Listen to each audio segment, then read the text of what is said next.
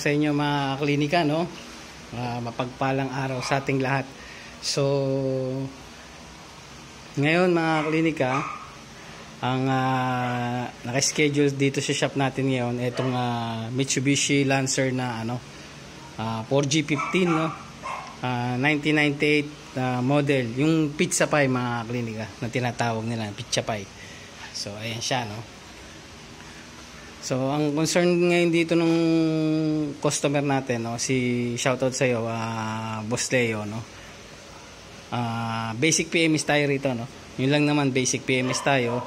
So, gagawin lang natin, change oil, then palit oil filter, palit air filter, and then radiator flushing tayo, no. Magpapalit tayo ng coolant kasi nakatubig lang to mga klinika, no. And then flashing tayo ng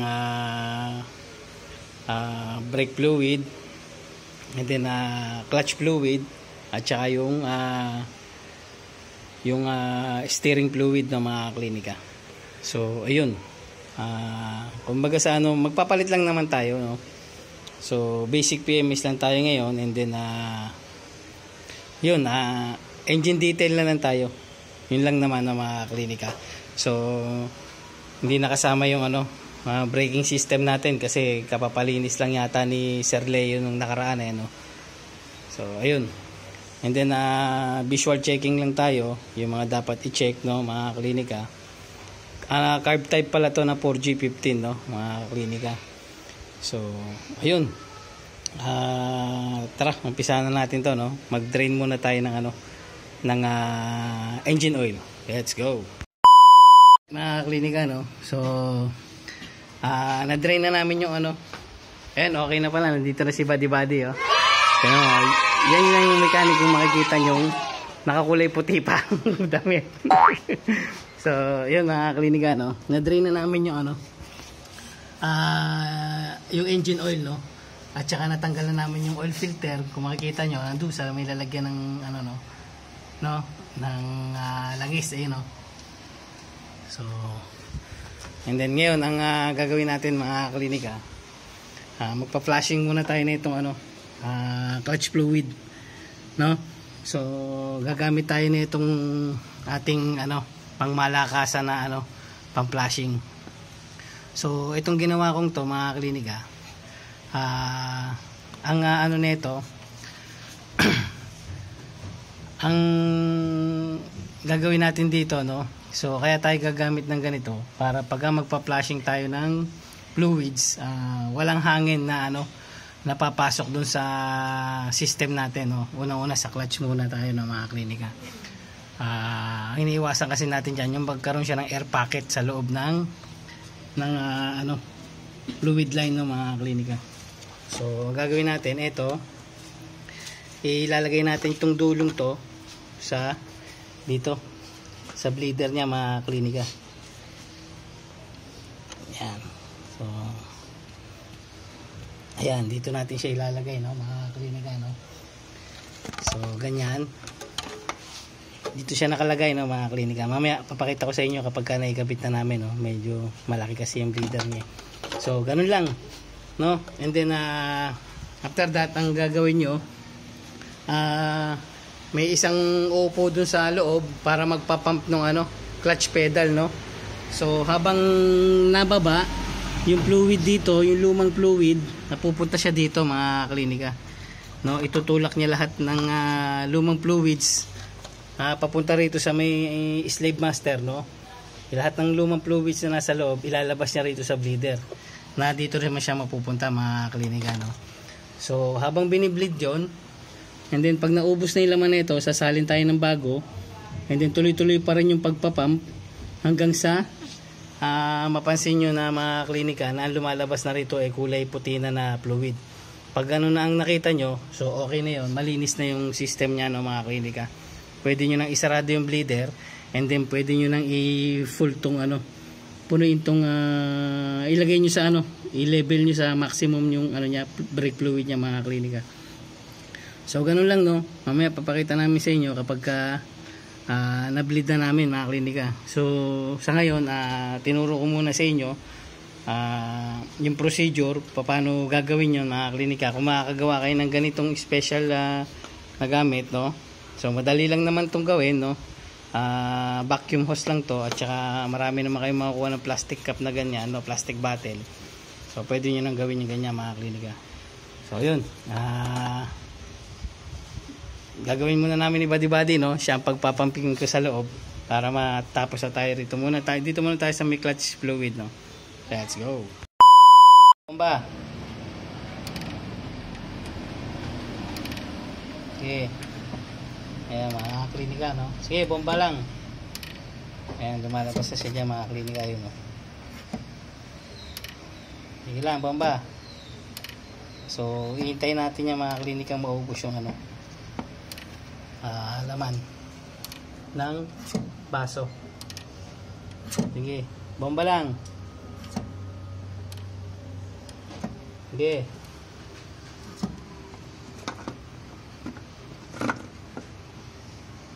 Sige, bomba. Sige lang tan, bomba lang.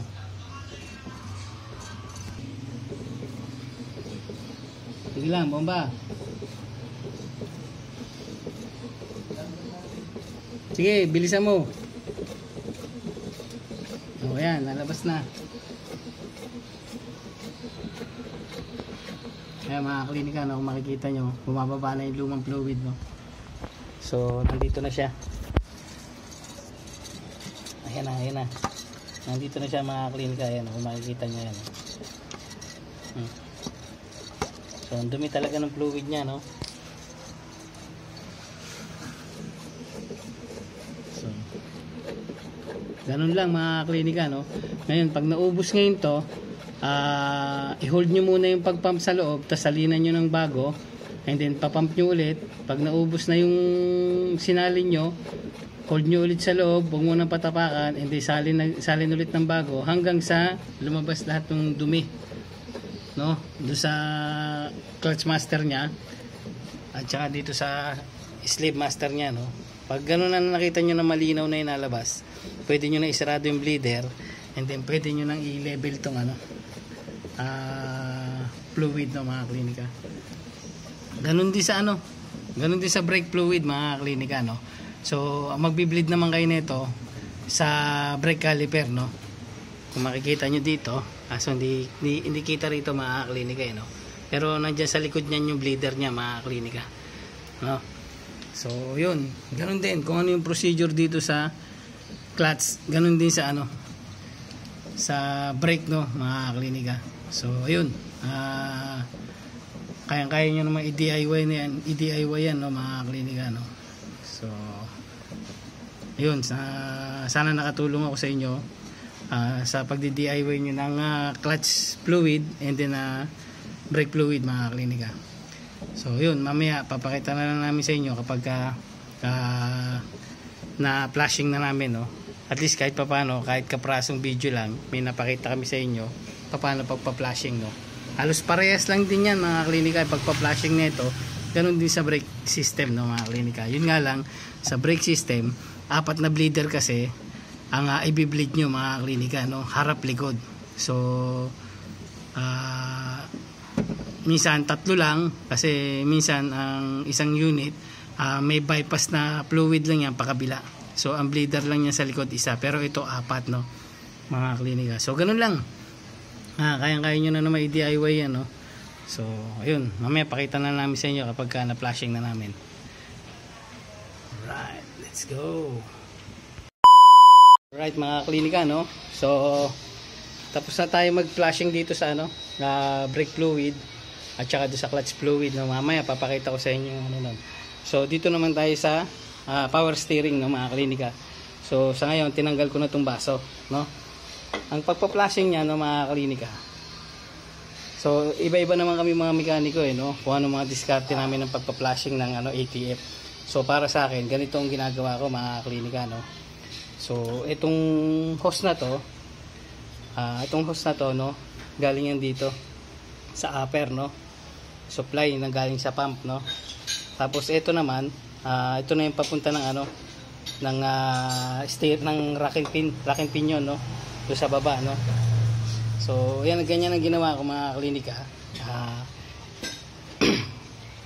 Ang gagawin nyo, paandarin nyo yung makina, no? Paandarin nyo yung makina, and then habang sinasalinyan nyo dito ng ATF, iniikot, may nag-iikot ng manibela do sa loob, no mga klinika.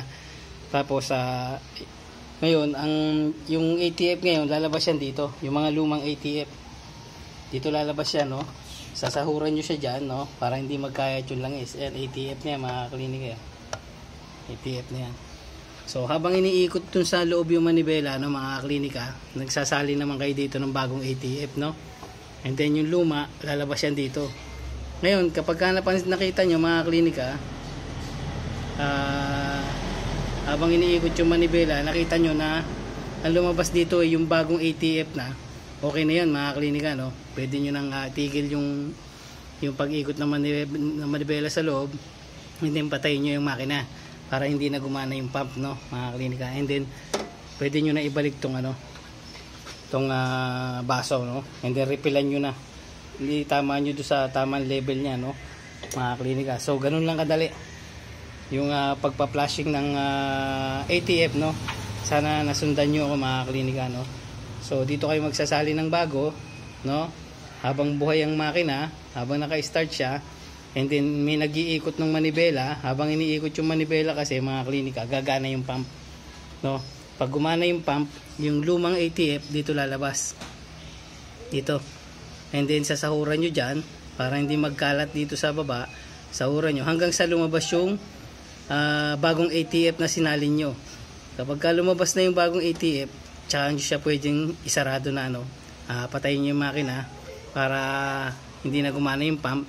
And then tanggalin nyo na to, yung budo nyo, balik nyo sa dati. Diyan, nakaganyan siya. Ilagay nyo yung hose na itong malaki dito, diyan, tapos yung maliit doon.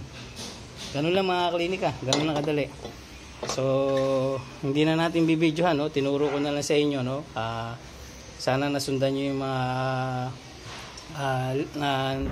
tinuro ko mga klinika. So ito nga pala yung yung pinlashing natin na brake fluid, no? Teka, medyo madumi kamay ko kasi. So ayan mga klinika, papakita ko lang sa inyo. So tapos na namin flashing. So ayan na siya, malinis na mga klinika. So ayan, and then itong clutch, so ayan, malinis na rin mga klinika, no? So yun, sunod naman natin ngayon, no? Ito na, dito tayo sa gulong, no? Kasi tatanggalin natin itong shock absorber. Magpapalit daw, pag pinapapalitan ni sir ng goma yung nando sa loob. So titignan natin kung may mabibilan tayo niya, no? So papalitan natin to, tatanggalin natin itong shock absorber na to sa dito at saka doon sa kabila, no mga klinika. So yan, after that nyan, no, sarado na natin yung drain plug sa ilalim, and then sali na tayo ng bagong engine oil, lagay tayo ng bagong oil filter. Na ang oil filter pala na ito mga klinika, no, 415 ang sukat nya, no, 415. And then nag-flashing na tayo ng radiator. So magbi-bleed na lang tayo nito, magsasali na lang tayo ng coolant mamaya, no mga klinika. So yun, mamaya pakita namin sa inyo kapag naka-baklas na namin tong shock absorber, no. So yun, let's go. So ito na nga pala yung mga gagamitin natin, no. Ito na yung langis nya, no, yung shell na low ash, no mga klinika, 4 liters tayo nyan. And then ito na yung oil filter na bago, 415, no, na Bic ang brand natin, no mga klinika, Bic, no. And then ito yung coolant nya, no, magre-refill na lang ulit tayo. Tapos yung ginamit nating brake fluid sa pagpa-flashing, no mga klinika. And then magpapalit tayo ng tawag dito, bagong air filter mga klinika, no. Tapos yung sa ATF, no, yung sa ATF na ginamit natin, so hindi ko na sinama rito kasi nilibre ko na lang kay Sir Leo, no. Total regular customer na naman natin siya. So meron kasi ako natira dito na pang flashing para sa ATF. So nilibre na lang natin sa kanya mga klinika, no. Kasi hindi rin naman natin magagamit yon. So binigay na lang natin doon kay Sir Leo, no. So ayun, so ito kasi mga binili niya to, no. Yun, kaya ito lang pinakita ko. So yun mga klinika, no. Mamaya magsasali na tayo ng oil, ng engine oil. Kakapit muna natin yung oil filter, no. And then mag-refill na tayo ng coolant. Tapos salpak na natin yan. So let's go. Okay, tara. Refill na tayo ng coolant mga klinika.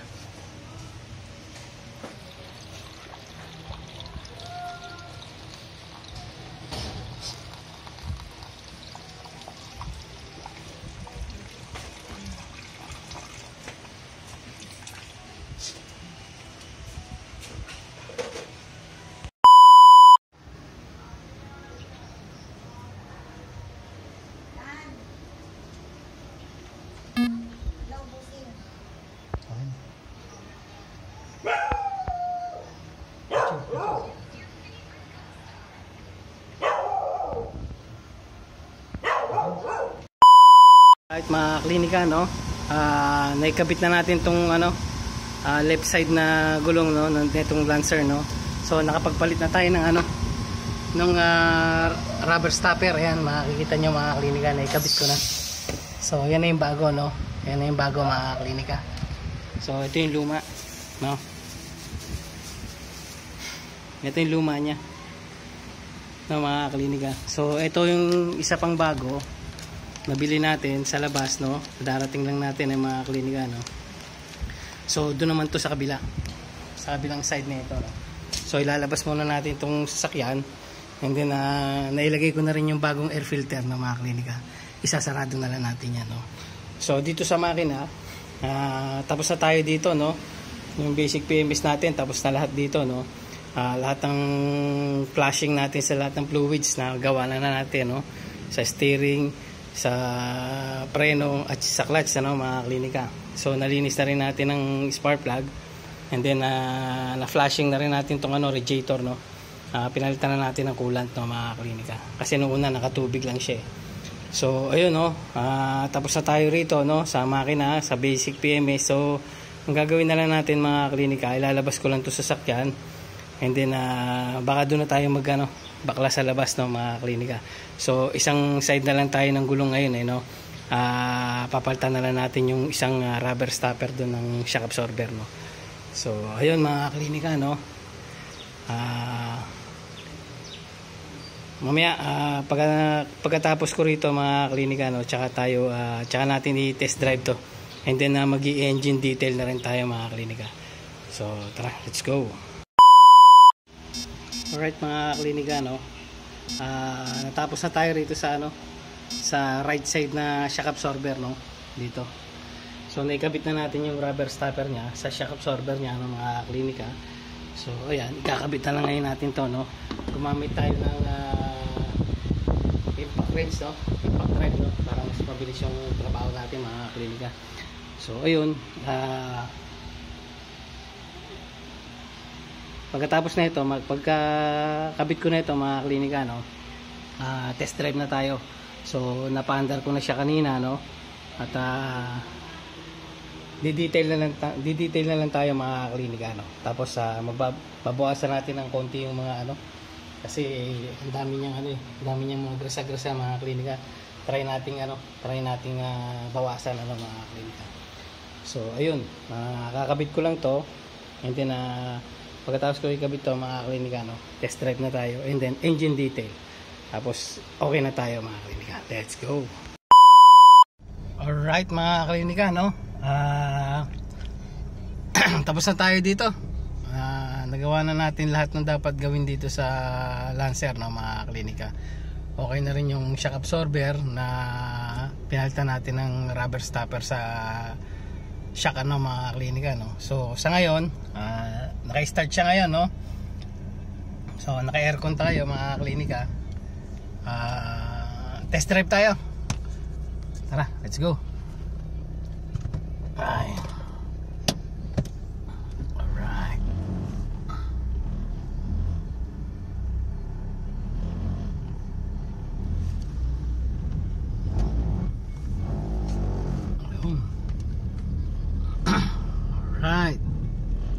So ayan mga klinika, no? Okay na siya. Basic PMS na ulit, no? Medyo maingay nga lang tong ano niya. Itong ano, no? May maluwag siguro mga klinika. So yun, muli okay na to. Ayos na tayo dito sa Lancer, no? So mga klinika, maraming salamat muli sa pagsuporta nyo sa Klinika Motorista Garage. Like, share, and subscribe lagi mga klinika, no? And hit nyo na lang lagi yung notification bell para lagi tayong updated sa mga bagong video pa na i-upload pa natin mga klinika. So yun, muli maraming salamat sa inyo lahat. And God bless us all. Yo, let's go. Alright.